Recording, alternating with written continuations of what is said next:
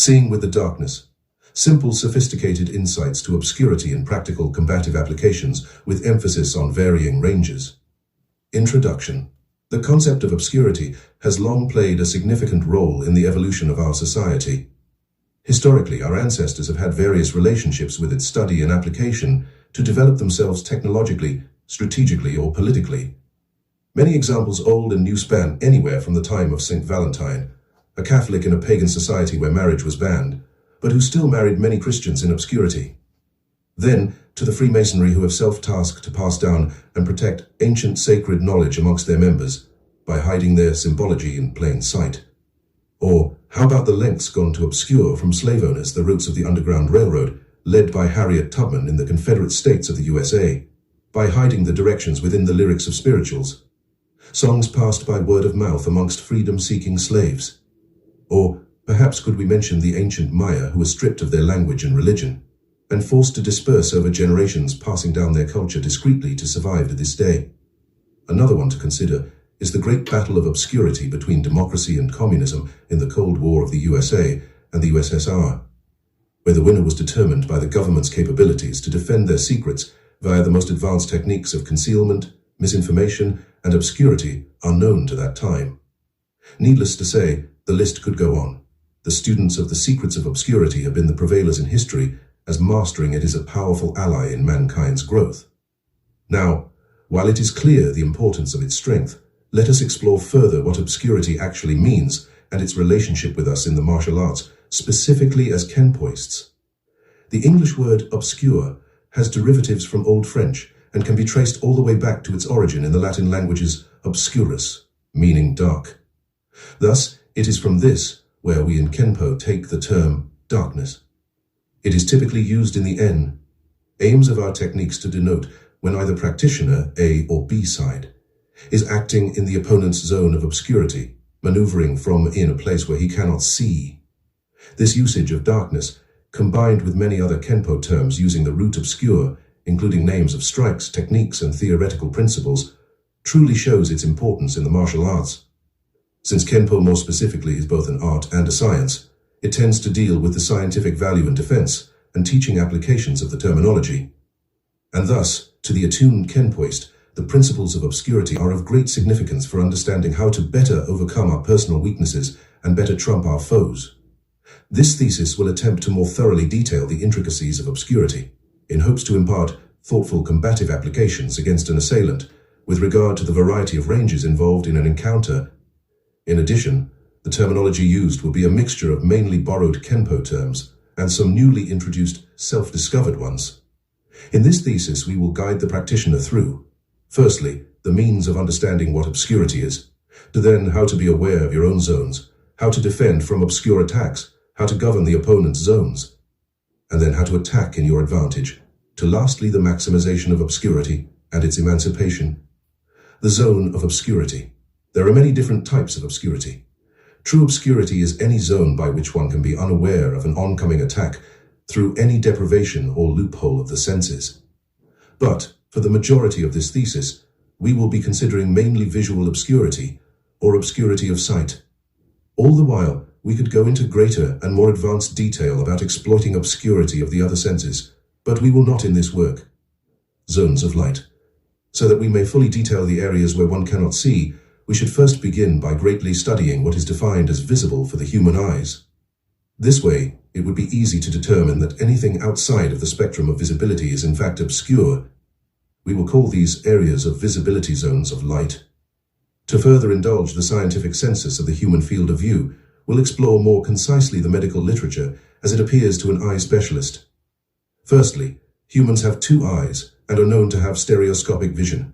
And, although this is presumed factual, the consensus according to Dr. Scholes is a tad more refined. Rather, 3D vision is described medically as stereo acuity. It requires well-aligned near-perfect eyes and equal vision in both. Scholes, GN Personal Communication, the Human Field of View.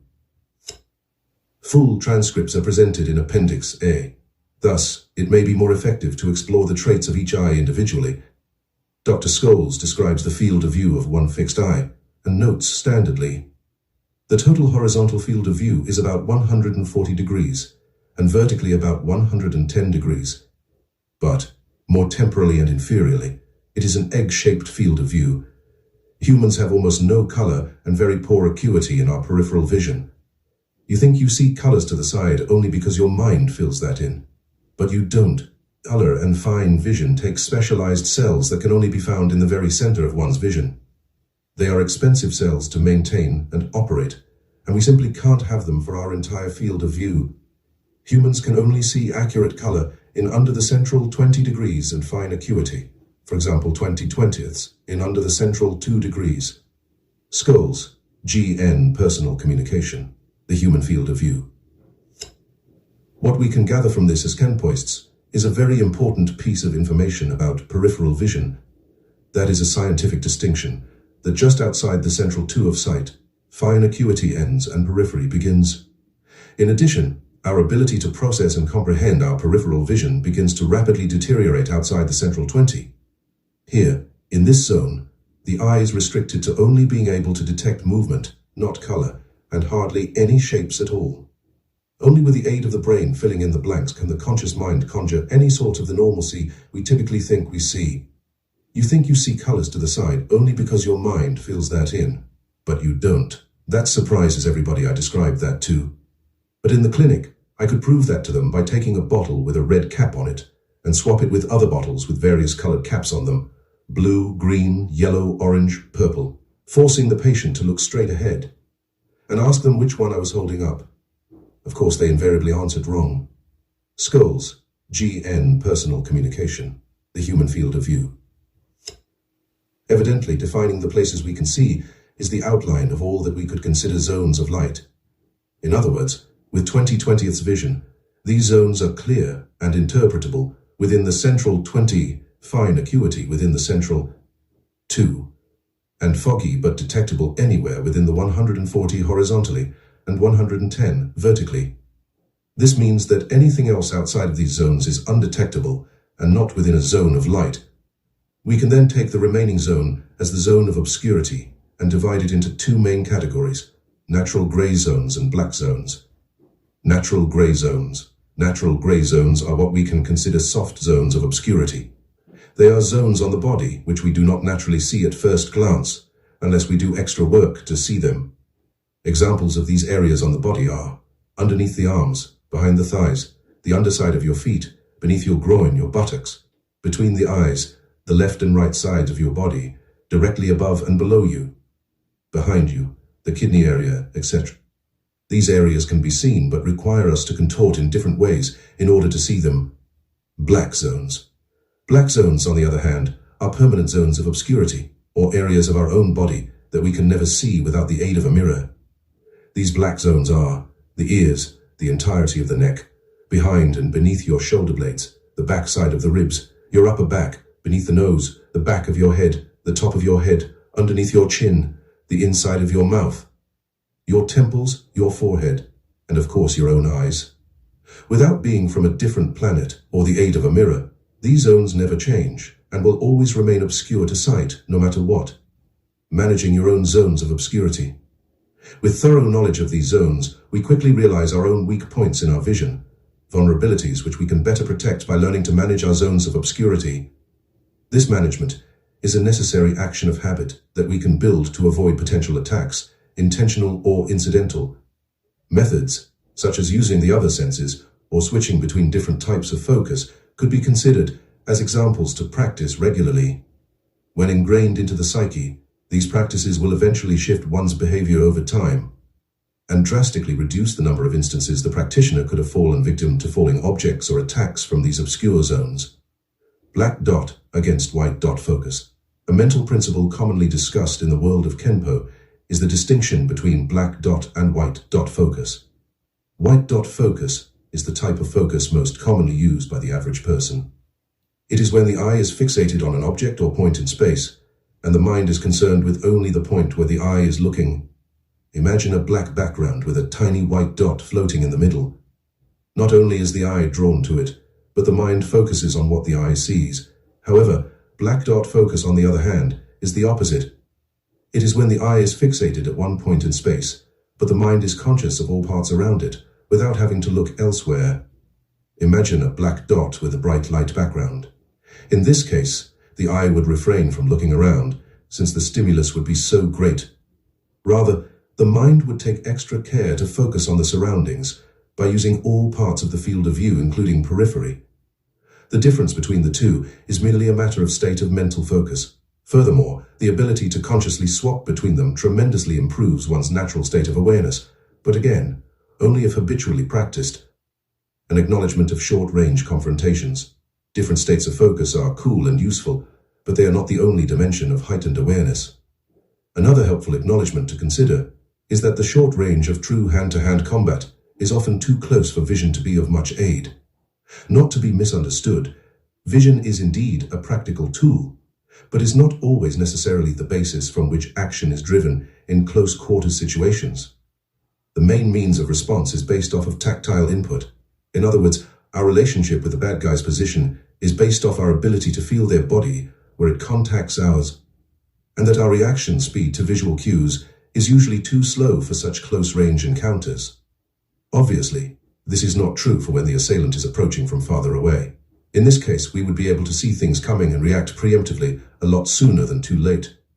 So, in reality, it is a synergy of both tactile, touch, sensation, and visual sensation that work together to most effectively keep us aware of our obscure zones. An example to help better explain this is the following. When we eat a hot dog, we pass it from a light zone to a completely dark zone every time it goes from our visual sight to our mouth. But we never wonder where a hot dog went. This is because humans have a natural built-in heightened awareness of the mouth for the sake of survival. In other words, the millions of nerve endings in the mouth, for the sake of eating, allow us to be extremely cognizant of what is in our mouth, even when we cannot see there. It is the heightening of our other senses, in this case taste, touch, and hearing, that are responsible for our navigation through the dark. This exact type of consciousness of the unseen should be developed in all aspects of our immediate self. Going even deeper, the variables increase when we add dimensions to our obscurity. For example, when we walk, we are often conscious of where we are stepping before we step. Yet our eyes remain forward to consider what will come next. And although we are sometimes not conscious of what is directly beneath our feet, in the exact place we are currently standing, it is because we did the work ahead of time and do not need to be concerned with sight to understand that it is still the same floor beneath each sole. While this concept can be applied practically to our natural zones of obscurity in combat, it is important to accept that both persistent practice and raised awareness should be exercised to overcome the additional variables. This is because what is directly beneath our feet is only a small surface area, oftentimes in 2 dimensions, while our obscure zones will usually deal with volume and time, 3 or 4 dimensions. Thus, a standard knowledge of what is in our darkness is not sufficient awareness to defend an oncoming attack, as our zones are ever-changing, and that which occurs within those zones is, too, ever-shifting. Conclusively, we can then start to accept that we must also be cognizant of the potential of what could end up in our obscure zones. In other words, the mailman being chased by the local dog doesn't need to look back while he is running to check if the dog is still there, because it would impair his stride. Rather, because there is still the potential that the dog could catch up, it doesn't matter whether the dog is actually behind him. Thus, he runs until he feels that potential has been minimized. The same analogy would apply to us in our daily lives, knowing, when we walk under a construction area, even though there may not actually be anything hazardous currently in our zone of obscurity, our awareness is simply slightly raised. Awareness of awareness. This leads us to our third consideration, a type of mental state we call awareness of awareness. There are 4 broad types of general awareness: inner, bodily, outer rim, and auric. It takes great skill to master awareness in any one of these categories individually, but even harder to manage your awareness in them all simultaneously. Awareness of awareness is literally what it says, to be aware that you are aware in each of these categories at the same time. This is a state of consciousness where we are no longer only concerned with the surface of our body or the field that surrounds it all. We are now conscious of all of our awareness put together. It is the sensation of the inner self, the outer rim, and then the auric field, through time. Distinguishing from environmental awareness, which is commonly understood as anything in you, on you, or around you, awareness of awareness is a trait of self-consciousness and not necessarily your environment. However, it does work in similar dimensions. Let's start by taking a look at each of the basic types of awareness. The easiest one most of us are familiar with is the surface of our body. For example, if you've ever sat on a rock or your wallet, surely you've been able to tell the difference without looking. In addition, we often also know where on our body we are being touched, and what texture, if the sensation is pleasant, hot, cold, etc. Furthermore, we are also able to gauge other things in our bodies, such as how tired we are, if we're sweaty, if our heart is beating fast, etc. This, along with other similar examples, is called bodily awareness. Moving outward, we also often know how close we need to be to a door before we can extend our arm to reach the doorknob. This is called spatial awareness, but in KENPO we will more typically refer to the outer rim, the egg-shaped field that surrounds you defined by defensible range, and call it outer rim awareness. This is a developed behavior to be able to treat the space around you, which you can reach as an extension of your body. Your outer rim awareness is the reason you duck under a tree whose branches are low. Then, awareness of the inner self would be the developed ability to understand your inner emotions and thoughts, be able to accurately predict their tendencies, and understand their influence on your actions. Finally, even beyond, there is a further type of awareness which is connected to an expanded field of one's presence. The famous Nikola Tesla once called this the auric field in reference to the radiant energy, aura, which he believed emanated from all living beings. Thus, we will call this auric awareness. For someone to be aware of her aura is for her to be conscious of everything she, her energy, interacts with beyond her outer rim.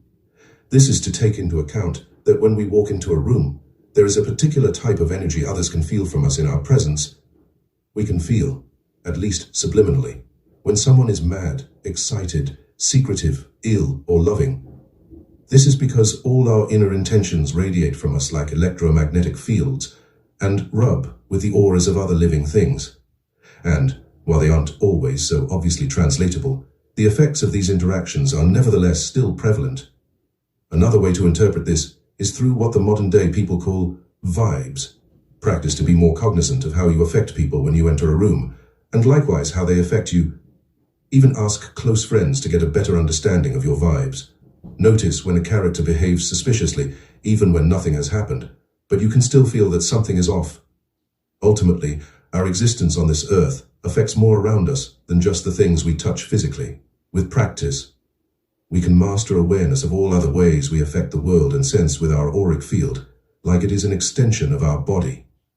In conclusion, the emancipation of all of these types of awareness comes not only when we can just do them all, but rather when we finally realize we're actually always doing all of them at the same time. This conscious sensation and management of all these various types of awareness at once is what we call awareness of awareness.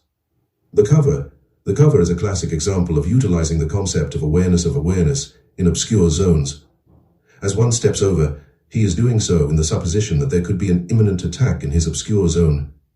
Thus, stepping off the line deters a potential attack, if there was one, and even more advanced, the practitioner back knuckles in the blind direction as he turns. Whether the opponent is there when the practitioner turns around, the back knuckle is thrown anyway in the expectation for them to be there. The cover out. The cover out, then, is an even more advanced version of the same concept. After an encounter with an opponent, the KENPOist front crosses in reverse, steps out, and then steps through reverse. At the same time, he shifts his gaze across one side to his rear and back, and then again across the other side to his rear, and back once more. Not only does the practitioner deal with the situation that has just occurred, but he then takes extra steps to 360 scan his surroundings, preparing for what potentials could transpire thereafter. How to perform basic attacks in your opponent's zone of obscurity. Once we have an understanding of obscure zone management, we see the same weaknesses we can exploit in our opponent by learning basic attacks in their zone of obscurity. There are 4 main positions from which you can attack. From behind them, your back to their front, from their flanks, and back to back. Attacking from your front to the front of your opponent is more complicated and will require some more advanced thought. From behind them, it is important to understand there needn't be almost any regard for range here, unless out of range, as attacks from their rear are almost all indefensible, unless the opponent has prior suspicion of your attack. A list of possible attacks from this position could be imagined as neck breaks, hooks to the jaw, and striking against the back of the head on the opposite side to create a fulcrum, or holding the jaw and fulcruming against the shoulder, or fulcrum against the eye, or under the nose to bend their neck backwards. Punches, a punch to the back of the head, kidney, or a handsword to the neck. Heel palm strikes and elbows could also be thought of. Kicks, strikes anywhere with the foot, leg, or knee. Low downward looping roundhouse kick, knife edge kick to the back of the knee, or a shin kick to the groin. Scoop, a leg scoop to the groin. Sweeps, thrusting sweep kick or side leg sweep. Mid-side roundhouse ball kick or knee to the spine, kidney, or ribs. High side roundhouse or ball kick to the back of the head or neck. Grabs manipulations. Clutches, a clutch to the groin or horsebite to the upper thigh. Eye hooks, 2-finger hook to the eyes. Suplexes, grapple from behind, lift and drop on head. Chokes, forearm choke or rear naked choke. Holds, hammer lock, full Nelson, half Nelson, wrist lock, arm bar, back to back. While targets could be the same, some of the weapons may have to change when in a back-to-back position. However, from here, the attacks would need to be in close range if backs are touching. A list of possible attacks from this position could be imagined as scoop rear scoop to the groin, sweep rear sweep to the back of the leg, grabs manipulations, two-hand head manipulation, back elbow strike to the kidney or spine, inward looping back knuckles, turn into an inward looping back knuckle to the temple, throw, hip throw, your back to their front. Contrary to the previous positions, here the opponent has a smaller obscure zone and larger zones of light. Thus it is important to heed this and attempt to work more effectively in close range in their grey and black zones. Most mid-range and long-range attacks will be ineffective from this position, for much of them will be too easily telegraphed and visible to the opponent. So, from here, a list of possible attacks from this position could be imagined as elbows, back elbow strike to the solar plexus or ribs, obscure elbow strike to the chin, handsword, obscure handsword to the neck, heel palm, back heel palm strike to the groin or solar plexus, scoop, reverse scoop or leg, lift to the groin, sweep, reverse sweep to the knee leg, hammer fist, reverse hammer fist to the groin, bladder, thigh or ribs, clutches, a clutch to the groin or horsebite to the upper thigh, obscure claws, an upward rising heel palm claw, or step back to an outward blinding obscure heel palm claw. Throws, hip throw or shoulder throw. Their flank. These attacks can come from a left or right neutral bow facing their left or right flank. Because of this position, many attacks will be directed in the opponent's grey zone, but also still many in his black zone.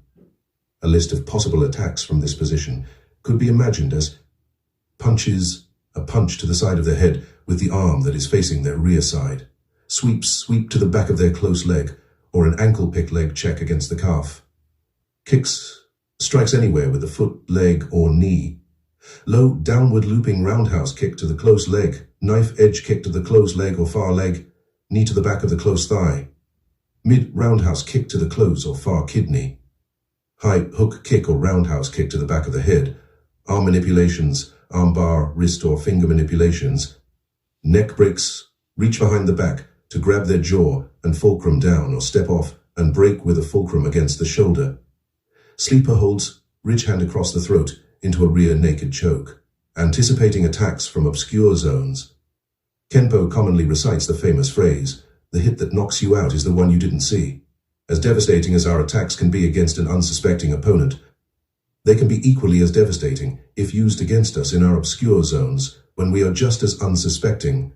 So, to avoid this, we raise our awareness in our grey and black zones, knowing that obscure zone management should be the first go-to method for attack prevention. But, in the case where we falter, there are still more specific countermeasures we can employ to anticipate, mitigate, and/or entirely thwart an attack. Methods such as off-angling foot maneuvers, side-eyeing, or covering maneuvers can prove to be extremely efficacious in knockout prevention. Common countermeasures for obscure attacks. There are a myriad of movements within our KENPO techniques that are excellent for defending attacks from our darkness. However, they mostly boil down into some key principles all having to do with foot maneuvers. These are, namely, shooting away, stepping off to the side, or getting off the line via moving on the circle. In addition, these principles can be examined and realized in the first moves of quite a few of our known techniques. Here is a list of some basic techniques whose first moves contain a countermeasure for an obscure attack. Thrust into darkness, shooting away. Cross of destruction, stepping off. Needle of compulsion, moving up the circle. Circling wing, stepping off and up the circle, basically a cover. Leap from danger, shooting back. Spiraling twig, stepping off. Another valuable method to consider is side-eyeing. This is basically when you turn your head and look out the side of one eye. While you may not see stereoscopically, you will be able to exploit with one eye at a time the zones of light from the field of view section.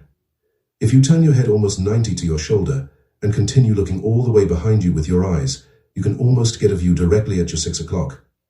Though, you will only be able to see with one of your eyes. This should be thought of like how a chicken or other prey animals have eyes on the sides of their heads, and use them to detect oncoming predators from behind.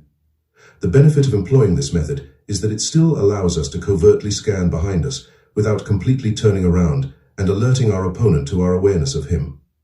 At any time, when utilizing this concept, you will be able to more effectively anticipate an attack and take preemptive action to beat it.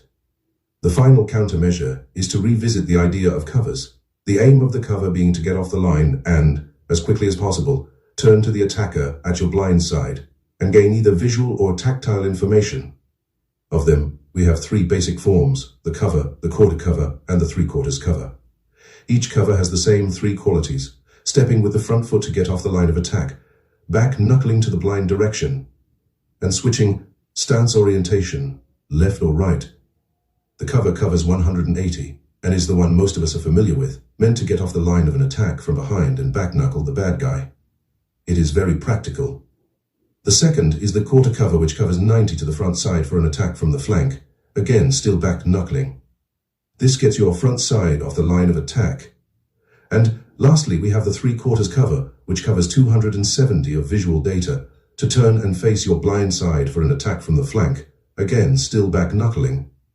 Briefly, there is a maneuver known as the full cover-out, which covers a whole 360, but it is more of a set of combined foot maneuvers than just one, so we will not count it for this section. Finally, let us also note the sophisticated use of the back knuckle. It is treated similarly to an antenna that also hurts. It delivers pain while simultaneously gathering tactile information of the opponent, their location, position. This is key because if one of these covers is executed and the opponent happens to be in very short range, we will have to revert to tactile awareness and act based off of that sensual input. In this case, the covers always still give us the best defense for attacks when in an unfavorable position, governing the opponent's zone of obscurity. Although it may seem like there are many options in attacking from your opponent's darkness, the likelihood you will be presented this opportunity in a position of their darkness is very low. Therefore, we should look to apply principles that will actually create those opportunities for ourselves, and then follow up to maintain governance of their zone of obscurity. Just as we've seen ways of anticipating attacks from the dark, we oppositely will explore ways to exploit their weaknesses. Remember, your opponent may be looking to employ these methods on you, so it is important to prepare by preemptively equipping yourself with knowledge of these tactics. Ultimately, there are many factors which can dictate the positions of our opponent's obscure zones. And thus, if we can manage to influence these factors, we will be able to govern their zones to our advantage. Environment. The opponent's environment is the first naturally occurring factor we can influence. Again, his environment is deemed as anything in him, on him, or around him. The first thing we would do is explore the factors which are already changing his zone of obscurity. For example, is he visually impaired, require glasses? Is it foggy or raining outside? Is it so cold the hood on his large jacket is puffy and obscures his periphery a little more? Are there obstacles between you and him, such as doors, posts, shelves, windows? Is he huddled tightly in a group of people, or simply, are you sitting at a table and he cannot see beneath it? These are all variables to consider as things that directly affect the opponent's grey and black zones. There are lots of ways one can think of to use this to her advantage. For instance, if the opponent is near buildings with obstacles, etc., one could find cover and/or concealment around a corner, or behind a dumpster to surprise the opponent. Another is she could stand in the direction where the sun is against her back and in the eyes of the opponent. Or she can attack beneath the table which is obscuring his vision. Moreover, there is a second side we can explore. Not all times is the environment generous enough to provide variables that affect the opponent's darkness. When they are not already naturally occurring, the next thing we would then consider is to create them.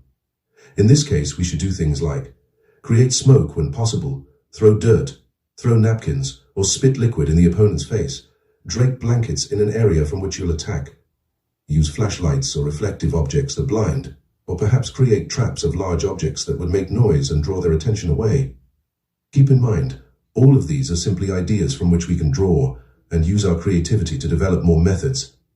Verbal cues and body language. As range decreases, the next factor answers the question, what if they're still out of range but I've already maximized my influence on the opponent's environment?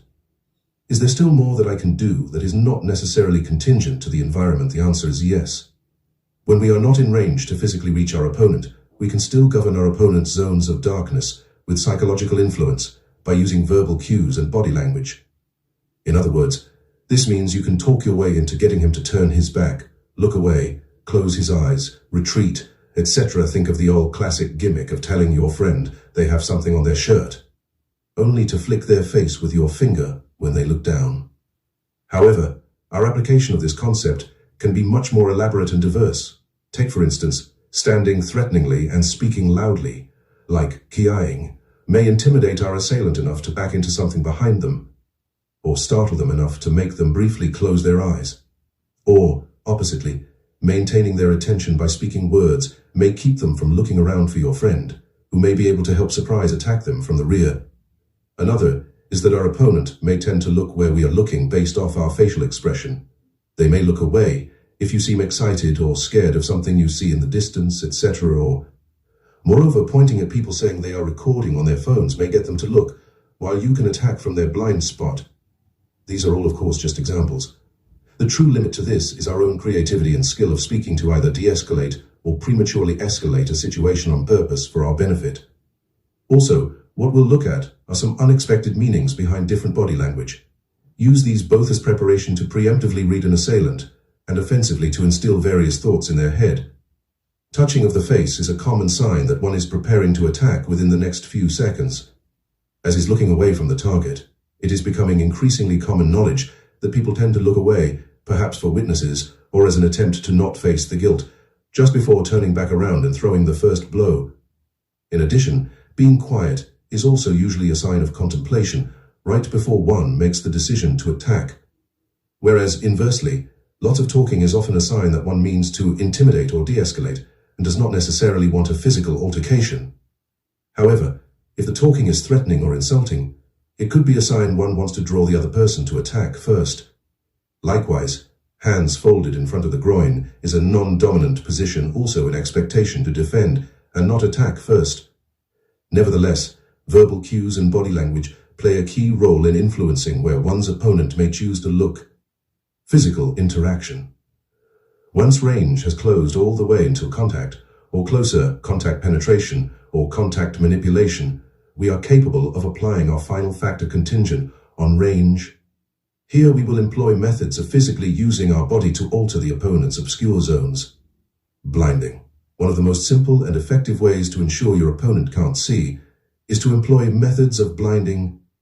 The eyes are a very sensitive and exposed organ filled with millions of nerve endings, as they are essential for sight. Since humans rely majorly on their sense of sight for survival, a strike to the eyes can be devastating, cause disruption of thought, blindness, unignorable pain, and in some cases even death.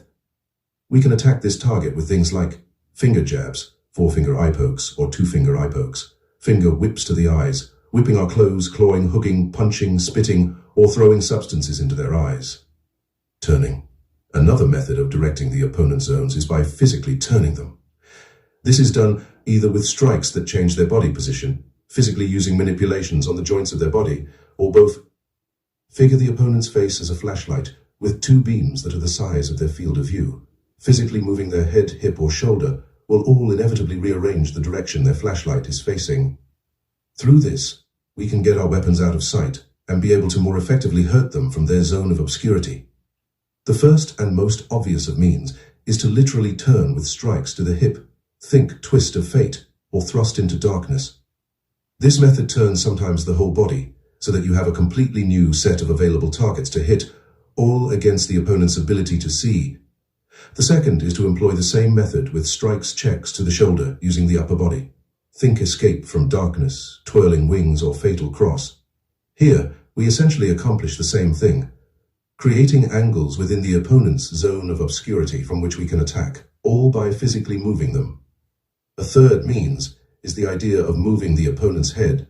Think grip of death, glancing salute, or twirling hammers. The same concept applies. Almost finally, we also still have manipulations like in crossing talon, spiraling twig, or squatting sacrifice. And lastly, we of course have turning, which is executed via leg sweeps, manipulation of the base with the legs, such as in glancing spear, gripping talon, or leaping crane.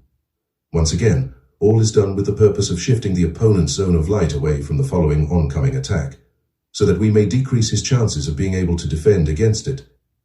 To pursue more advanced techniques of employing this principle of turning, we can continue to explore by adding the concept of setting up. As S.G.M. Ed Parker has outlined in his books, if we study the ways the body commonly reacts to various strikes, we can presume our opponent in those positions based off of how we hit him last. That is to say, if we know the body naturally arches its back when it gets hit in the spine, then when we do this to our opponent, we can expect him to arch his back and expose his belly for the next shot. If we get good at understanding body reactions, then we can purposefully draw out specific body positions just for the sake of being able to manage certain strikes that we would otherwise have difficulty performing. For example, in leaping crane we want to sandwich his head, but it may be too far, so we proceed it with a back knuckle to the kidney, which causes his head to shoot back perfectly into our arms. In this case, we set up the head sandwich by understanding the effects of a kidney back knuckle and executed A in order to get a better position for B likewise. In an instance where we are trying to create an obscure zone, turn our opponent away from our obscure attack, we can consider the following. Suppose we want to set up kicking our opponent in the head from their obscure zone. At first glance, it may not be so easy, especially if they are tall and already facing us.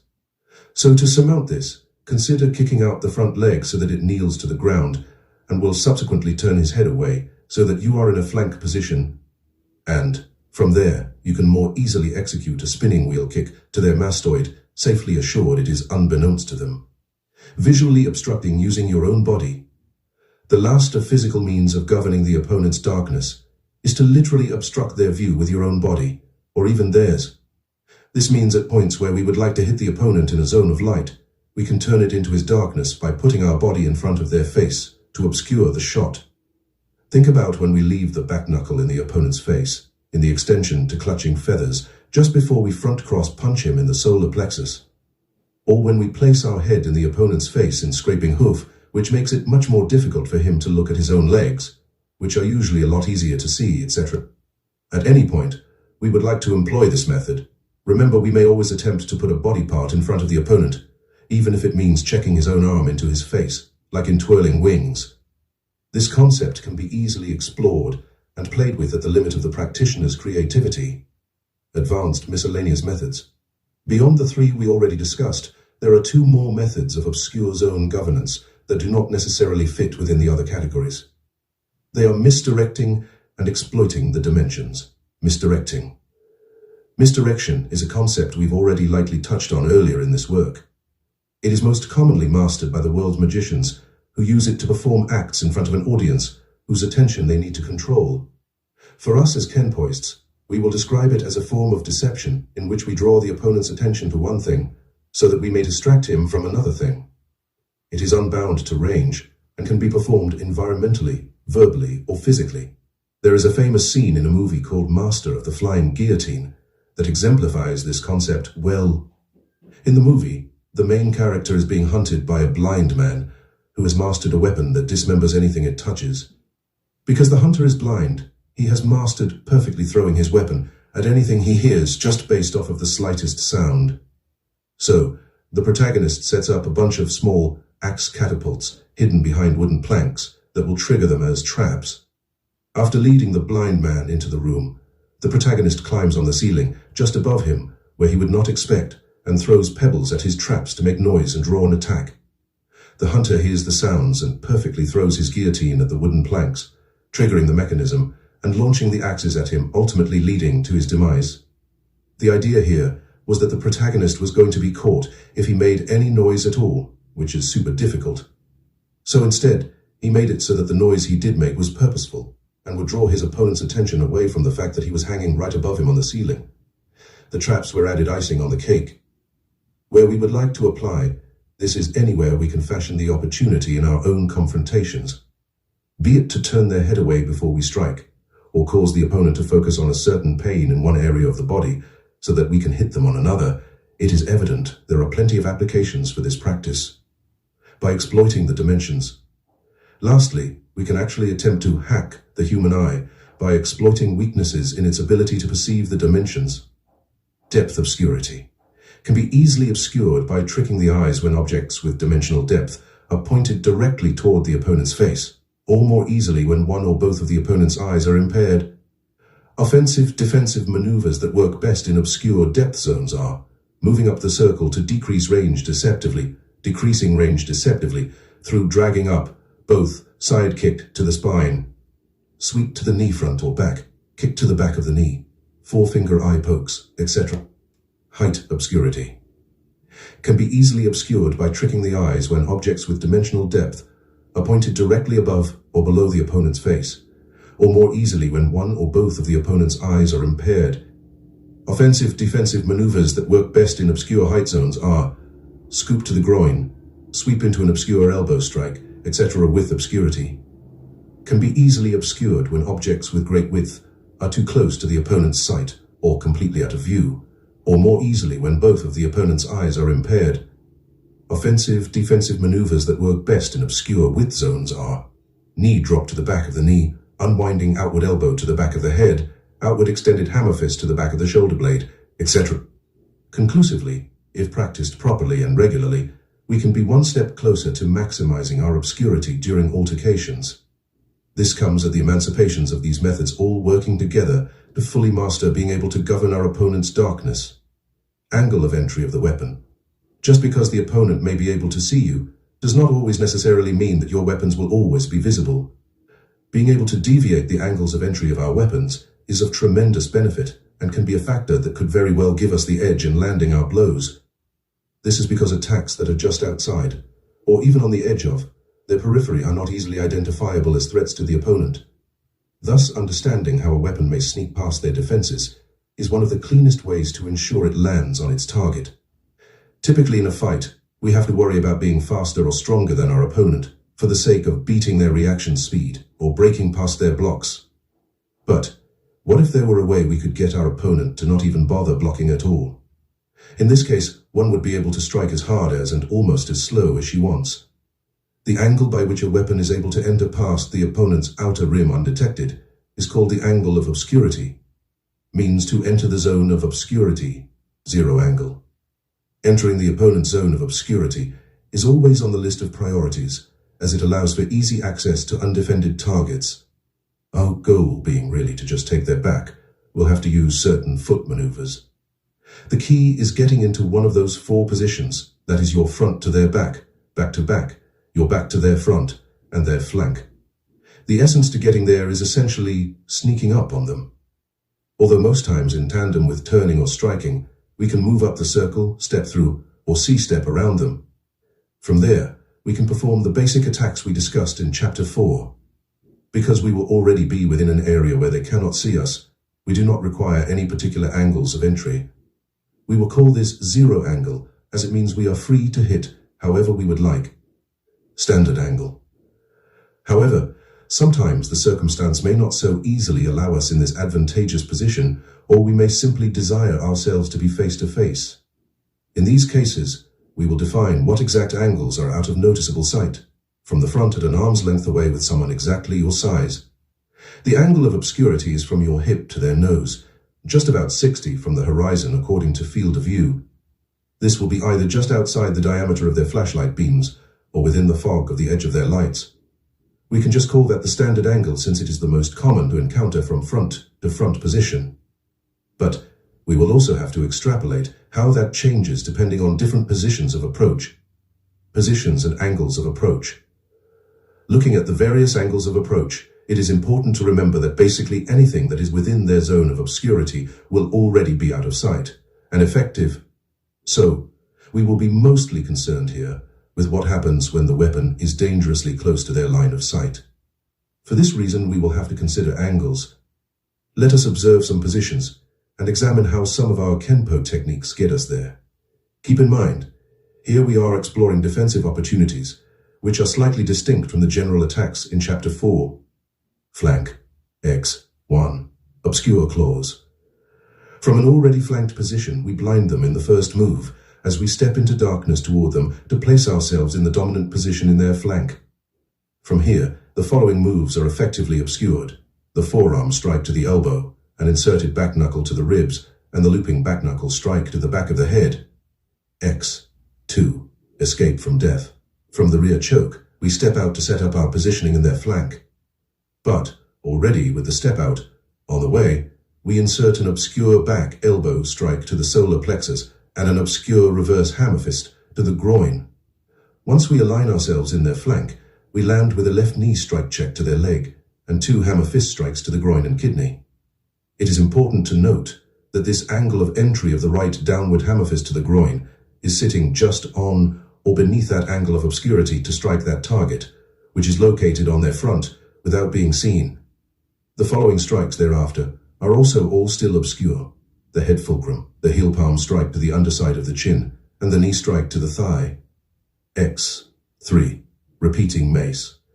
The rear leg off angles off the line and up the circle from a step-through push in order to end up in a modified flank position. From here, both the back knuckle and the downward looping roundhouse kick to the back of the knee are at the perfect angle of entry just outside their zone of light to land obscurely. Rear standing, far, X1. Buckling branch. Getting away and off the line and turning them with the block puts us at a distance where long-range weapons are effective in their zone of obscurity, since we have positioned ourselves behind them. That is, the opponent can't see the kicks from the rear. Since we are in their rear, our weapons enter at 0 angle, meaning requiring no particular angle to be obscure. Rear standing, close, facing. X1. Unwinding pendulum. Here, after turning the opponent, and we are in their rear, we front cross in toward them to end up close. The finger whips and the rest of the technique are fashioned in their zone of obscurity, especially considering the looping back knuckle which comes into their line of sight after it is too late. X2. Dance of darkness. Similarly, here we present ourselves behind them, but this time in a horse stance. We parried instead of blocked, which turned them less, and stepped through instead of front crossed, which gets us deeper behind them. Same thing. All the subsequent moves are performed in their darkness, including the retarded ball kick at the end, which is coming just at the perfect angle to enter right outside of the opponent's line of sight. X3. Fatal cross. In this case, after blinding them, we cross-choke them before we turn them around and perform the rest of the technique in their darkness. Back to back. X1. Captured leaves.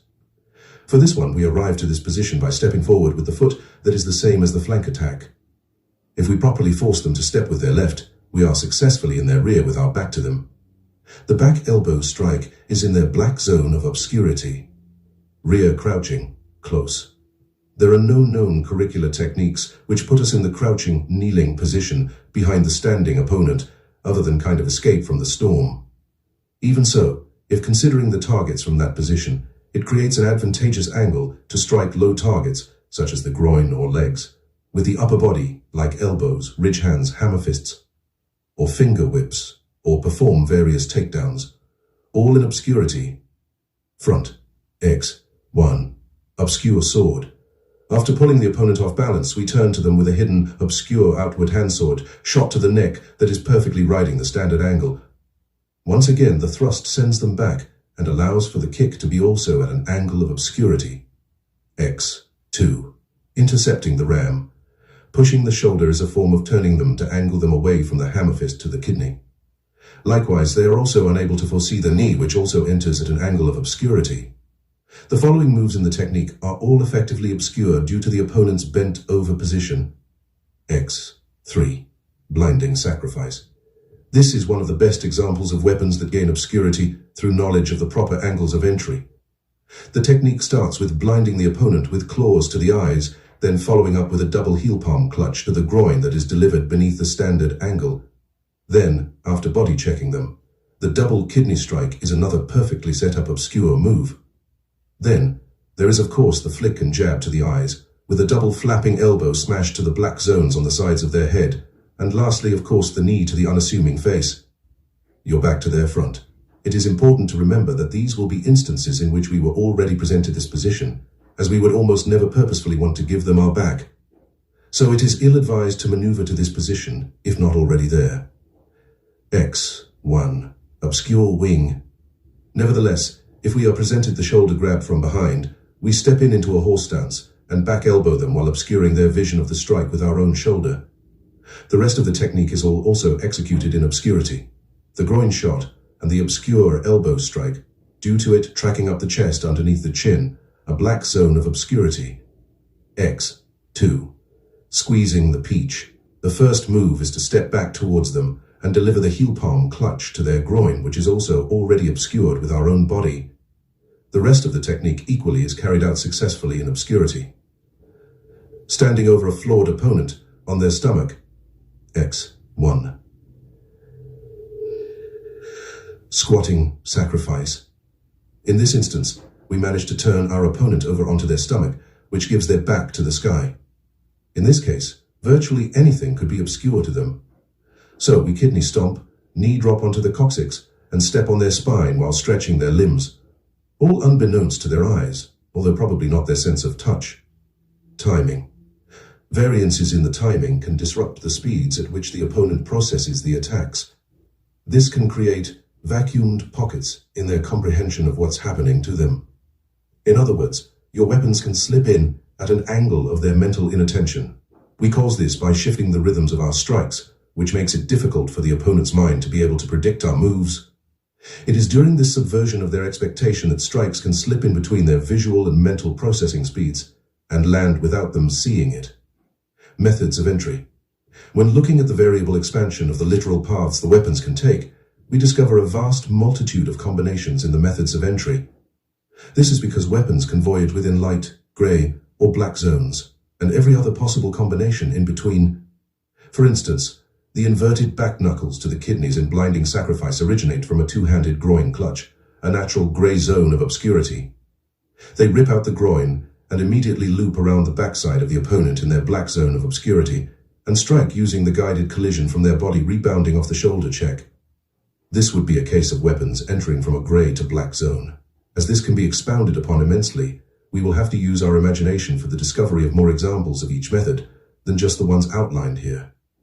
However, we can consider an abbreviated list of examples of possible methods as follows. From black to grey. The groin clutch in Raining Lance. The left hand moves from the throat, black, to the groin, grey. From black to light. The back knuckle to the face at the end of Circling Windmills. From black to grey to light. The uppercut to the face in Destructive Fans. From grey to black. The sword in Obscure Sword. From grey to light. The inward looping back knuckle at the end of Unwinding Pendulum. From light to black. The off-angle handsword in Five Swords. From light to grey. The knee grab on the takedown in Dance of Death. From light to grey to black. The inverted back knuckle to the mastoid in Obscure Claws. All in black. The kicks in Buckling Branch. All in grey. The armpit strike in Clutching Feathers. All in light.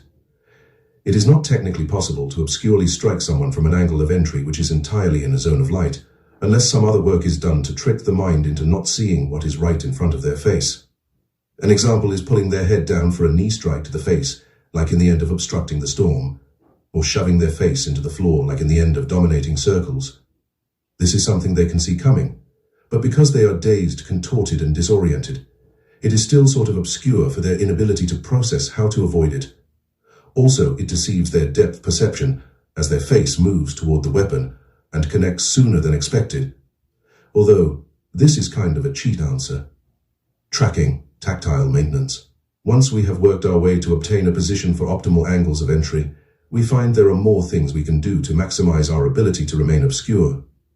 Here, we begin to introduce ourselves to implementing methods of tactile maintenance and tracking.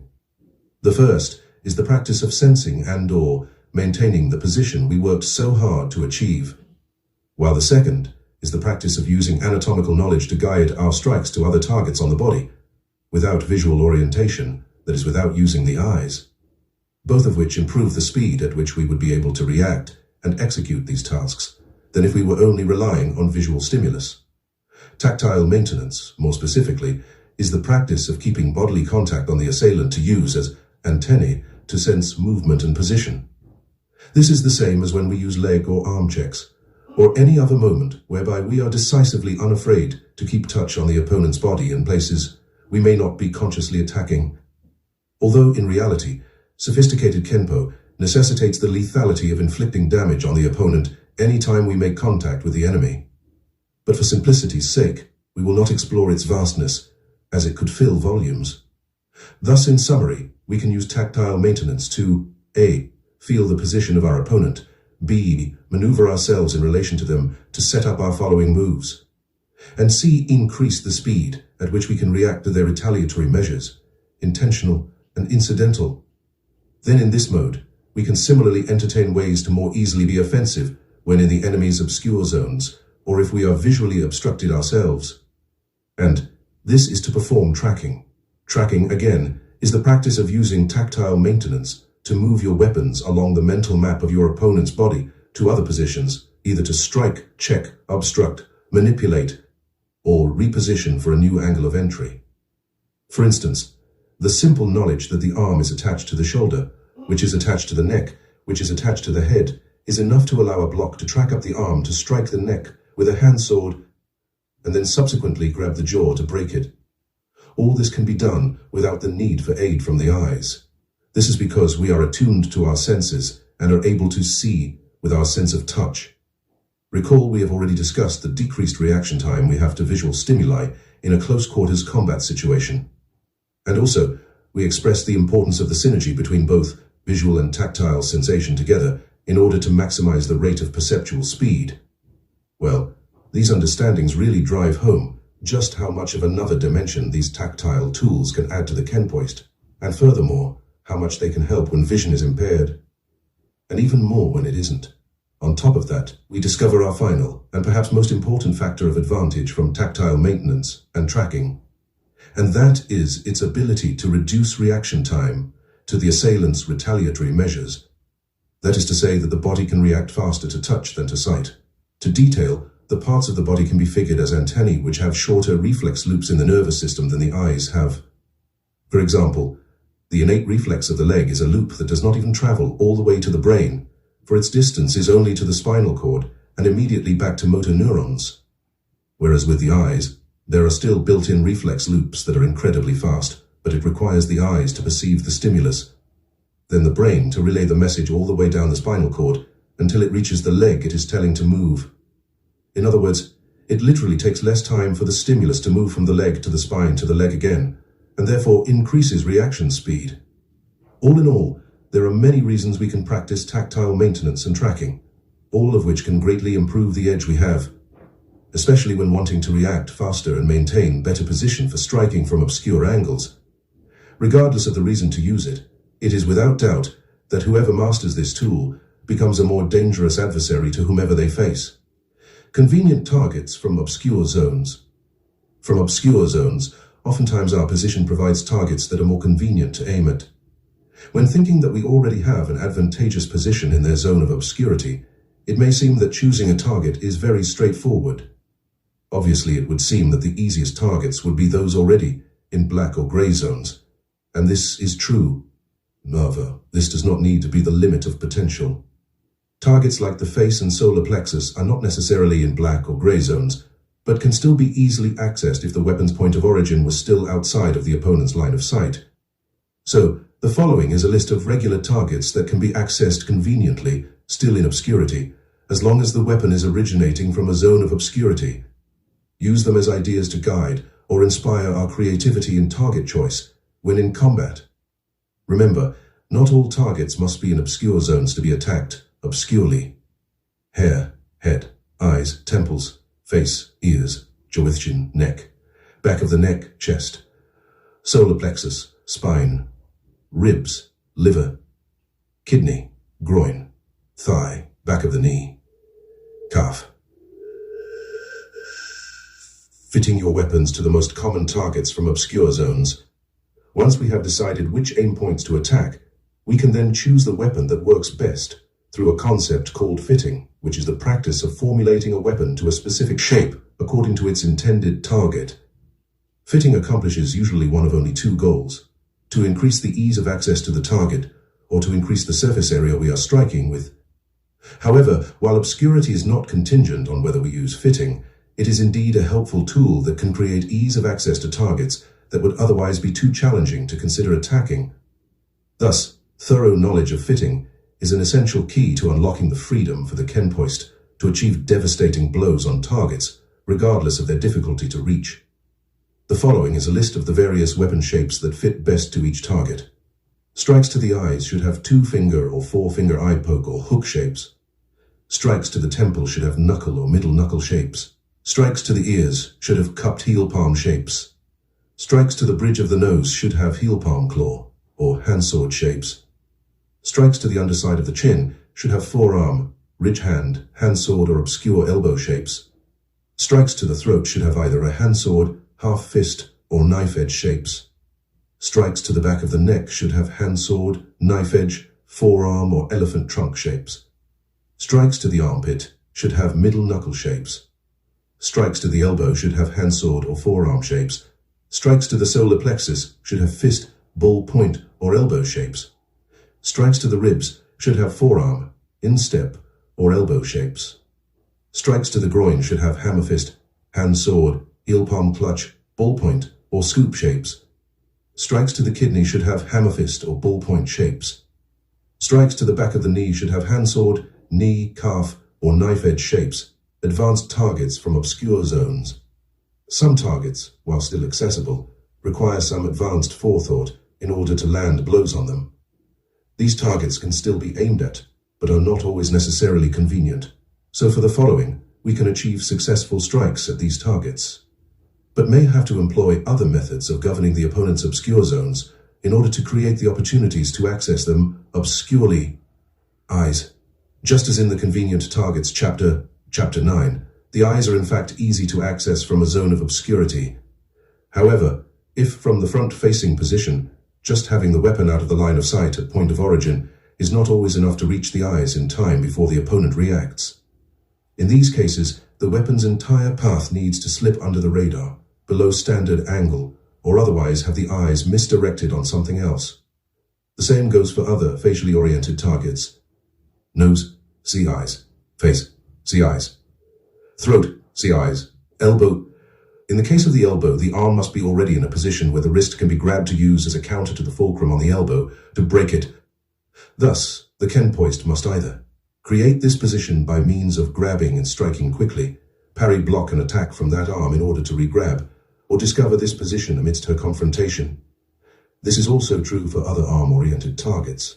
Armpit can only be accessed in the event where again the target has already presented itself from the arm being raised, or the KENPOist herself created that position by controlling the arm. Bicep, see elbow. Wrist, see elbow. Fingers, being the far extremities of the body, fingers can only be accessed from prior manipulation of the wrist or arm, or from a surprise attack in the opponent's zone of obscurity. Solar plexus can be accessed obscurely at extra close range, only if extra precaution is taken to maintain the weapon in darkness until the point of impact of the target. Bladder can be carefully accessed from the front if the opponent's head is turned away or the strike is from extremely close range below the standard angle. Knee can be accessed in the events where other blows or manipulations have placed the opponent in a position where they are either visually distracted, centrally distracted by pain, or otherwise unable to see their own knee. Then a strike can be placed on the front of the opponent's knee. Ankle can be accessed in the event of a surprise attack from the opponent's zone of obscurity. A repositioning of the opponent on the floor to isolate the ankle, or a sweep kick performed discreetly while the opponent's line of sight is maintained at eye level. Maximizing obscurity. Hence, we can finally compile our knowledge to formulate an idea of what the maximization of obscurity would look like. There are two kinds of maximization scenarios: the premeditated attack, offensive preemptive, and the self-defense altercation, defensive, both of which should make do with using all the principles explored in this work in the ideal phase if possible. Thus, regardless of which one, the hypothetical criteria an ideal scenario would contain is roughly the following, presuming there will be room for formulation as no scenario is perfect. The environment should be used to aid in obscuring and subduing the opponent. The attack should be anticipated, or you should attack first. You should use the methods of pre-altercation darkening. The position from which you defend or initiate the attack should be within consideration of your own obscure zone management. Beware of the attack. Every position must maintain proper obscure zone management. Every strike would be from an angle of obscurity. Each move should set up the next move. Every continual strike should employ one or more methods of obscurity governance in order to set up the next move, use manipulations and pain compliance to reposition the opponent. Every continual move should maintain the opponent in a position of inability to see you. Every continual move should try to utilize contact maintenance. You should rescan the environment and reevaluate your circumstance at the end of each altercation using a full cover-out or other method of situational awareness. Premeditated attack. In the premeditated attack, time grants the advantage to move swiftly and subdue the opponent with little noise or reaction. It is a type of stealthy surprise attack. Therefore, an ideal phase subduction of a target would look something like this. The KENPOist would have good awareness and management of his own zones of obscurity, as well as his targets, meticulously reading his body language, verbal cues, and the surrounding environment. He would then use this knowledge and combine it with use of the environment to plot an angle of approach. After careful thought, the KENPOist would determine the type of attack to which targets and acknowledge the range required to execute this. Finally, when in range, the KENPOist would then perform his attack in confidence that it will be completely obscure to his opponent. And then, he would follow up with the flurry of obscure strikes necessary until his enemy is floored, unconscious, or otherwise neutralized. As he finishes, he would then execute a full cover-out to rescan his surroundings and update his awareness. Self-defense altercation. In the self-defense altercation, however, you must react and decide where to find time to buy and swiftly subdue your opponent by turning the tables as quickly as possible. This must include utilizing methods of obscure zone self-awareness, attack anticipation, instant maneuver to a position of obscure governance of the opponent, and then quickly following up every subsequent move with strikes that will subdue the opponent in their obscurity while maintaining economy of motion. Then immediately returning to obscure management of self with a cover-out. An ideal phase of this type of altercation can be figured as such. Just as in the premeditated attack, the KENPOist would still have good environmental awareness and management of his zones of obscurity. In the case of a surprise attack from his obscure zone, the practitioner would employ methods of anticipating and defending an obscure attack. In the case of a foreseen escalation, the practitioner would employ methods of pre-altercation darkening, shrouding, using the environment, body language, and verbal cues. When the assailant is obscured, distracted, and/or misdirected, the KENPOist would seize the opportunity to attack first or attack the attack. He would then use his first maneuver to set himself in a position of obscurity while simultaneously striking from an angle of obscurity. With the enemy stunned, the KENPO practitioner would then follow up with the necessary flurry of obscure strikes while maintaining contact maintenance and using tracking to easily access good targets. Finally, after fully flooring the enemy, or otherwise making him incapacitated or unconscious, the KENPOist can safely cover out to rescan his surroundings and reevaluate his circumstance. We have concluded our basic endeavor in the physical maximization of obscurity in practical combative applications, but we have still yet to examine the emancipation of full mastery exemplified later in this work. So, there is still more that we can add to our arsenal. Everything else henceforth may be conceived as extra keys of knowledge, which will enable us the expansion of our creativity. This will hopefully unlock for us the freedom to more easily formulate our own personalized methods of application in regards to mastering the darkness as we please. Range theory in obscure zones, the baseball field. Let us devise a new concept to add to our color palette of KENPO in the dark. we will look at how the freedom of range choice is influenced by the locations of different targets. For example, targets on the front of the body have to be accessed at more close range than targets on the rear of the opponent. And this is clearly because their eyes, being in the front, make it so that we have to work around their zones of light and create angles of obscurity to attack. All the while, the backside of the opponent allows for more freedom of range, since they cannot see there. A long-range side kick is just as obscure as a close-range elbow to the spine. So, this zone of freedom in range is shaped like a baseball field, where the opponent is standing at home plate, facing the umpire away from the pitcher. The field is projecting out his backside. Looking at the outfield, the opponent's zones of obscurity can be accessed with almost no limitation in regard to range, because they are at zero angle. This means that anywhere from the farthest range to the closest range is an effective range from which we can choose to engage these targets. Oppositely, as we move around to targets which are located closer to the opponent's zones of light, behind home plate, our ease of access from farther ranges becomes more limited. Here, directly in front of the opponent, our selection of options are drastically reduced and constrained to only having ease of access to these targets obscurely at extremely close range. There are 4 major phases of range we deal with as KENPOists: out of range, too far, contact, just in range, long, contact penetration, mid-range to short, and contact manipulation, extremely close range, super short. Let's take a look at which targets are more easily accessible in which ranges. Remember, this is in regards to maintaining obscurity. Target zone ranges it can be accessed from: front-facing contact manipulation, extremely close range, e.g. face, throat, solar, plexus, groin, bladder, etc. Right-left flank contact manipulation, extremely close range, e.g. face, neck, ribs, groin, contact penetration, short to mid-range, kidney, back of the head, etc. Rear contact manipulation, extremely close range, e.g. back of the head, contact penetration, short to mid-range, back of the neck, spine, contact long, just in range, kidneys, coccyx, etc. So evidently, as one moves towards the front-facing targets within zones of light on the body, the range must be decreased almost all the way to contact manipulation range in order to still engage them in obscurity. However, as you move around the body toward the targets that are located on the sides, and later the back, range can be increased safely and still be able to engage those targets without loss of obscurity. In addition, for any flanked opponent, their extremities, if guard is up, will be accessible as early as contact range and can be easily accessed from whichever range, including out of range, as long as the distance is closed quickly enough. All in all, depending on the target we would like to direct our fire at, some will allow us greater freedom due to the number of efficacious weapons that it offers in its accessible ranges.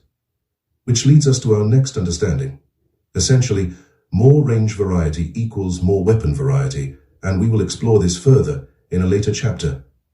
However, there is a but. That is to say, the backside of the opponent has fewer lethal targets than the front side. Thus, just because we may have greater weapon choice, we will also have reduced target choice. So, a solution could be to find a position that is a happy medium, where the ratio of target choice to weapon choice allots the maximization of both ends. Just food for thought. The flank of an opponent provides access to both front and rear targets, and is also from a position where we have a medium selection of weapons. For example, there is a difference in range between repeating, mace, and escape from death, but both are comparably as efficacious in their own rights, etc.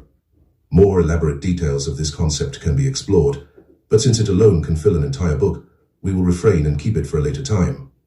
Ultimately, these theoretical notions can aid with building our arsenal of diversity when deciding how we would like to carry out our own feats of obscure combat. Hopefully they inspire new waves for creativity in our KENPO, suggested weapons for targets in obscure zones due to altered ranges. As we mentioned earlier, more variety of range means more variety of weapon choice. Therefore, while we look at each phase of range, we'll encounter the same targets, but a different set of options we can choose from in terms of weapons to attack them with. Because of this, we'll find that some of us will prefer certain weapons for certain targets.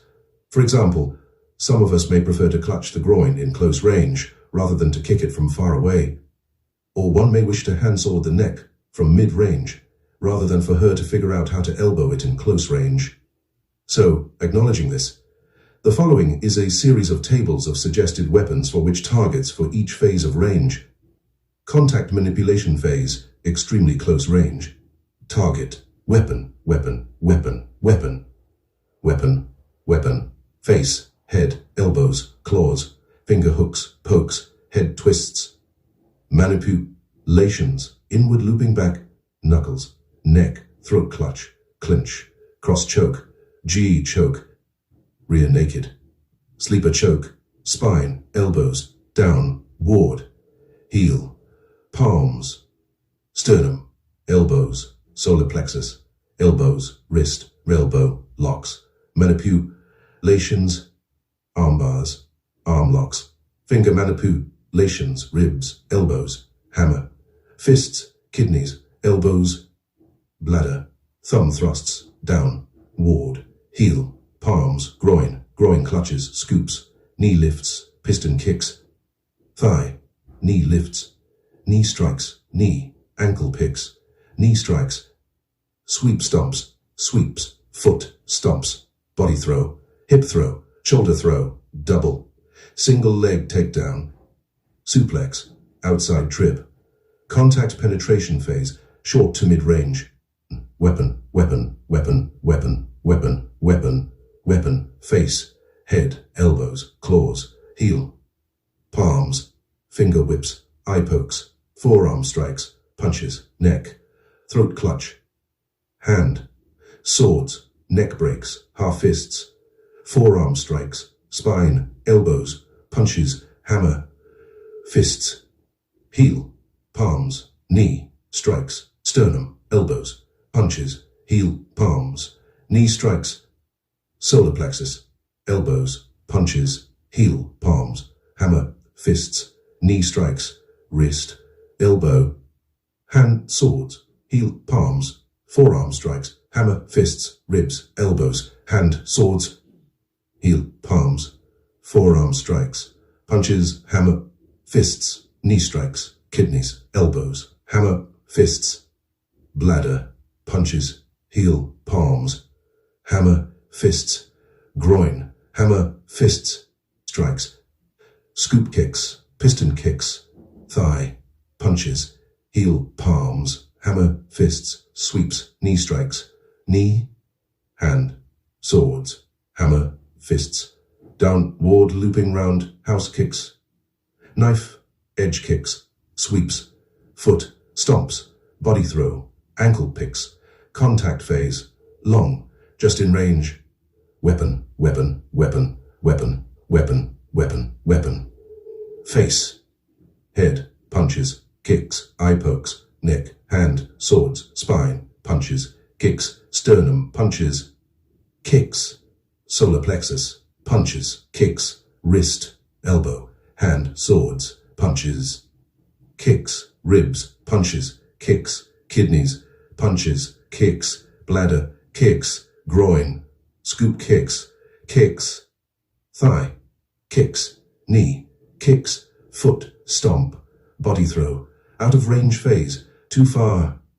Out of range weapons would mean using a foot maneuver to quickly get in range to strike. Thus, the quickest weapons to reach their targets in this range are when combined with running, jumping, shuffling, spinning, leaping, skipping, or jump spinning kicks. Weapon, weapon, weapon, weapon, weapon, weapon, weapon.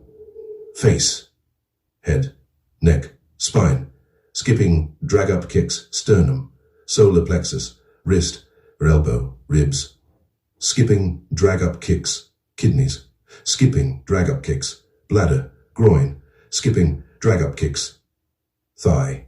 Skipping, drag up kicks, knee. Skipping, drag up kicks, foot, body throw. It is also important to note that any foot maneuver used to close distance, if executed quickly enough, can rapidly change the phase of range, and therefore available weapons.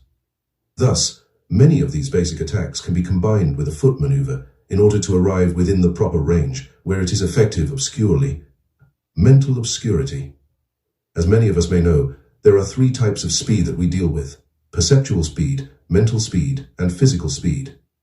While we've mostly discussed the darkening of the physical eye, the literal perception, What we haven't much discussed is the darkening of the mind's eye, or our second set of senses, the mental. This second set of senses is what we use in our mind, our imagination, or our memory. When we can hear, see, feel, taste, and smell, even when we close our eyes. This is the inner self that is responsible for our inner voice and our thoughts. So ultimately, what the physical eyes are truly able to see is entirely dependent on the brain's ability to register a stimulus in the mind's eye. This finally brings us to explore the idea of mental obscurity, the darkening of intention, understanding, or foresight. These can be observed manifested as confusion, lostness, or distractedness, imprudence. We will call these traits examples of mental obscurity or darkness of the mind. Let's look at some examples of this in natural day-to-day encounters. Retired eye surgeon Dr. Scholes explains this phenomenon in interesting detail. The second aspect of the human field of view, the mental portion. I am thinking of that portion determined by language. Humans can only see what they can label. Our field of view is not only determined by what we can see physiologically, but mentally. If we cannot label it, we do not see it. Of course, our mental perceptions are then defined by our vocabularies. For the classic example, Inuit Eskimos have 70 terms for ice. Their very lives depend on it. But I'm sure I have less than 10. To me, it's white, hard, soft, smooth, crunchy, thick, or thin. Okay, maybe I can even add blue. But that's it. I won't perceive, won't see other types of ice. Mentally, I won't record it. Scholes, GN, Personal Communication. The Human Field of View, 2023. So, by this token, one also may not be able to see and/or protect themselves against things they do not see as a threat. In other words, if someone saw a cupboard, for example, they may not immediately think of it as a potential weapon, and thus their mind does not register it. It becomes effectively invisible to them, since they had no need to register it mentally. Thus, if you wanted to sandwich their head between your elbow against the cupboard door, the attack would be completely obscure to them. This is because, as even though they are able to see it, they are completely oblivious to it as a source of something to defend against. So their mind does not paint it in. In other words, because their mind chooses to not see it, they do not see it, even if technically the light is there bouncing into their retina. This is the same concept as hitting their face with the floor, in dominating circles. This is because aside from having a term for something we see, the mind also has sublabels for them as well. For instance, the red crunchy fruit we like eating, most of us call an apple. But for a nutritionist, she may see an apple, but she may also see calories, sugars, meal supplement, while a chef may see pie ingredient. Someone allergic may see anaphylactic shock. And a KENPOist will definitely see projectile. The more experience we have with the variables around us, the more expanded our vision becomes. Thus, if we can manage to distract our opponent in order to limit their ability to recall their experiences, the sublabels of things, the less likely they are to see things coming. Another good example of this is what Scholes analogizes to seeing foreign animals. If I was walking in Africa and a yellow with brown large animal galloped by, and I was asked later, I would say it's a type of deer or antelope. That's all I've got. I wouldn't see an ibex or an impala. I would think that's a car. My neighbor Tooth-Held would see those animals since he can label them. He's hunted all horned animals in Africa, but my vocabulary limits what I can see. Scholes, GN, Personal Communication. The Human Field of View, 2023. So, this is how the mind perceives the world around it. But let's take a look at different ways we create this darkness for our opponent. Obscurity of intention. When our opponent is aggressive, his intention is usually defined in his head as to damage us. But when we occupy his mind with other stimuli, we can redirect their intention to something that benefits our ability to retaliate. For example, if we inflict pain on our enemy as he were attacking, we've hopefully replaced their intention of damage us as with escape from the source of pain, while our intention remains to remove his consciousness. As he is redirecting his actions to reflect this, we can seize advantage of the fact that our face is, just for a second, no longer sublabeled as target. During this time, our guard can be shortly removed from our face, and our arms can be used to strike and retaliate. In addition, a different example can be figured as the following. Say we parked our car in a spot someone else wanted, and they get out of their car and start yelling at us. Their intention shifted from wanting to park there to aggressively removing us from that spot, in order to simply avoid the confrontation altogether, because we may hurt someone or it's just not worth it. We move our car and give it to them, or we offer them a better spot adjacent, and they accept. If we are kind and this kindness goes against the aggressor's expectation, perhaps when they concede, their mind shifts to calm down and happily accept the better option. During this time, the intention is not fixated on hurting us, and their mind will no longer register a confrontation, as their problem is seemingly resolved. There, if desired, the moment can be seized to attack our opponent, since their guard is down. That is, we are no longer sub-labeled as opponent, according to our opponent's intention of the mind. This isn't to say that we would want to take cheap shots if the problem was truly resolved, but we could, and this is what matters. The term for this constant shifting or obscurity of intention is called confusion, lack of decisiveness, and it is within this mental blind spot from which we can attack. Obscurity of understanding. Aside from the opponent being confused of their own intentions, there is another angle from which they can be mentally obscured. When the opponent's intentions may be clear to them, they may not always have full understanding or awareness of the situation they have set out before them. For example, if they are unfamiliar with the parking lot they are confronting us in, they may be disoriented by the fact that cars are moving past them, or the floor is more gravelly or uneven. Another example could be figured as if, say, when they confronted someone, a parade of people wearing chef outfits walked through. These are extreme examples, but nonetheless are contributing factors to the lack of awareness it may cause someone. So, to attempt to hack this, we can practice mini versions of the same thing, like keying or other discombobulating actions that can have them, just for a split second, lose their understanding. It is during this small window when their mental vision is obscured. If we aim our goal to give the enemy a stimulus that forces them to problem solve, they avert their focus to this task of reorienting themselves with the new stimulus. And perhaps what we give them could have too much unknown potential that our enemy loses the desire to find out. This is the notion of F around and find out. Then, asking directions about what year their grandma was born, or what they will do if their car gets towed by their cousin, are good mini examples of wire stimuli that they'll think of right before they get hit in the jaw. Depending on how good our acting is, the limit is our imagination on how convincing we can be to disturb their regular thinking. The term for this disturbance in the enemy's orientation or obscurity of understanding is called lostness, lack of awareness, and it is within this mental blind spot from which we can attack. Obscurity of foresight. Lastly, beyond confusion or lostness, there is also the mental ability to foresee or contemplate potential outcomes of a given situation. This mental vision affects our inner confidence of our own preparedness. There was a trend that spread over the social media waves not long ago called "Don't let them know your next move." It was basically a trend where users would make videos of themselves initiating the action of something that looks familiar, like bending down to tie their shoes, only to pick up a basketball instead. They would then do something like take the basketball and hold it over their head as though to shoot it, only for it to explode with water, and we find out it was actually a water balloon. The video is usually a long string of mini moments like this, subverting the expectations of the viewer. The joke is that people should do this in their professional lives in terms of their careers, but out of habit, they even do it at home with small things like tying shoes. Such subversion of expectation is the same concept we can apply to obscure the opponent's foresight. Whenever something in the air has ever felt off, but we couldn't quite explain why, is the precise feeling we're attempting to inflict. It is when something about the environment tells the enemy there's more to their current story that they don't know about, and they don't want to find out what the future holds because they are unprepared. This could be, for instance, if they pushed us, but instead of flying back, we grab the flesh of their tricep, and they quickly learn they bit off more than they can chew. Or it could be if they confront us again in the parking lot, but then 3 more men wearing suits step out of our vehicle to stand beside us. There's no clear assertion that the men are on our side to fight per se, but since the implication is so adverse to our assailant, he doesn't take further action to unravel what could be. Oftentimes, there are a lot of consequences that come with physical combat, and our goal as KENPOists is to have the mental foresight to understand this.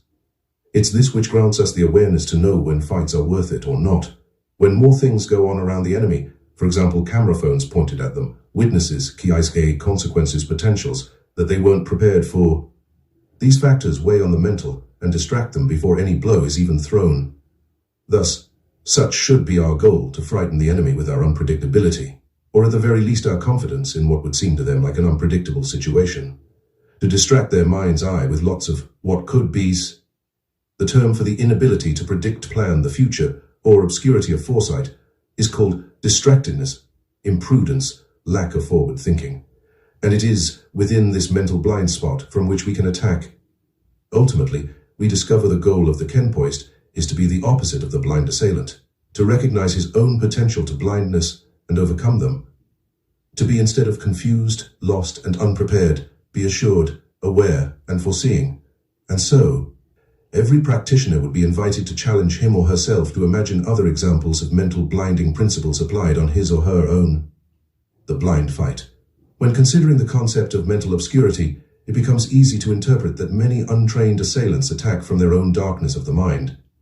And furthermore, that most fights between two or more untrained opponents are what we may call entirely blind. This is when both opponents are both mentally and visually obscured throughout the duration of their physical confrontation. Most untrained people don't realize how little they use their eyes in a fight, especially when considering that we get tunnel vision through the effect of adrenaline release in our body. Hence, in a blind fight, hands grab what they can, arms and legs swing. Someone ends up going to the floor first, and the victor between the two is a coin toss. The two blind guys fighting over a parking spot have no idea what they're getting into. They don't understand intentional and incidental strikes, like him slipping and hitting his head on the bumper of the car they're arguing over, and him having to go to the hospital even though nobody touched him. They don't know what it is they really want, confused, obscurity of intention. They don't realize what is happening.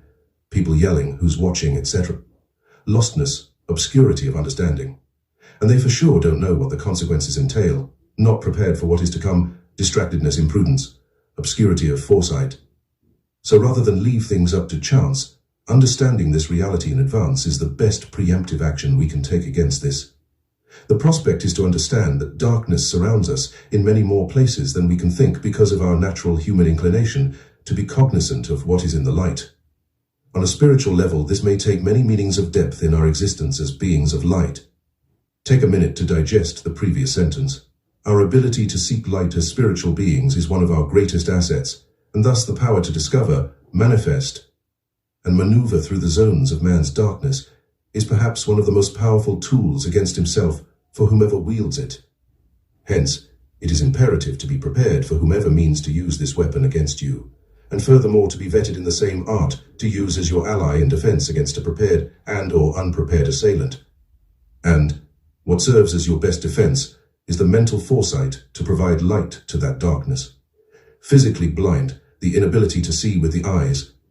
Grey blind, a term used to describe the psychological perceptual blindness that occurs from a fight that is in such close range that even clear vision offers very little to no aid in gaining an advantage against an opponent, due to limited reaction time between the visual perception to the end of the physical execution loop. Mentally blind, the inability to process and direct action from stimuli, the inability to see and think with the mind's eye. Emancipation. The emancipation of the ideas from this paper can be figured in this fictional example. Blind old man Jenkins has been living in the same home for 15 years now alone. Having no known relative since his only son passed away 20 years ago, he makes way in his home, never being bothered, always familiar with the daily sounds around his house. He's in his kitchen one day when he hears his front door creak. Before he has the chance to ask who it is, he feels a hand on his right shoulder, fingers on the front side of his own chest, and a thumb facing outward. Without hesitation, Jenkins steps back with his right foot and then immediately steps back forward, performing an altered version of controlling wing on the right side. Jerking his unknown assailant's left arm forward, he turns him, checking out his height, width, and depth, and mitigating any retaliatory maneuvers intentional or incidental. Jenkins, now back to back with his assailant, quickly and fluidly follows up that move with a left outward elbow strike to, and passing through the backside of his assailant's neck, a black zone of obscurity. This sandwiches him between his elbow and the head-high cupboards in front of his face. Blind old Jenkins continues his left arm's movement, now having let go of his assailant's arm with his right arm, and drops his left elbow down onto the assailant's chest. Jenkins then quickly tracks his hand up to clutch his throat.